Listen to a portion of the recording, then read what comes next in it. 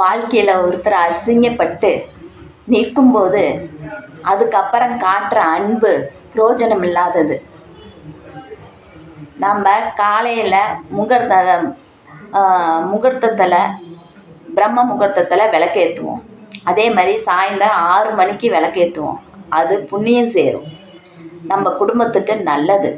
அதை விட்டுட்டு மதியானத்தில் எரியும் விளக்கும் எரிஞ்சு பிரயோஜனம் இல்லை. அதே மாதிரி தான் வாழ்க்கையில் என்னதான் நீ அவமானப்பட்டு அவங்க அசிங்கப்பட்டு அதுக்கப்புறம் மன்னிப்பு கேட்டு அவங்கக்கிட்ட எவ்வளவுதான் அன்பாக பாசமாக இருந்தாலும் அது பிரயோஜனம் இல்லை. 2 அடி அடித்தாலும் அது மறைஞ்சிரும்.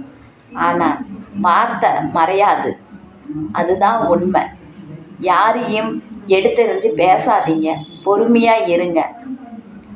அவங்க என்ன சொல்கிறாங்கங்கிறது பொறுமையாக கேளுங்க. அதுக்கப்புறம் அவங்கக்கிட்ட மன்னிப்பு கேட்கறதுல பிரயோஜனம் இல்லை.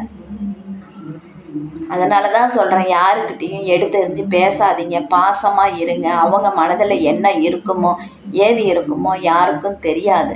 அவங்கவுங்களுக்கு ஒவ்வொரு கஷ்டம் இருக்கும். இது புரிஞ்சு நடந்துக்கிட்டாங்க தான் வாழ்க்கையை நல்ல மாதிரியாக ஓட்டுவாங்க. வாழ்க்கையும் சந்தோஷமாக இருக்கும்.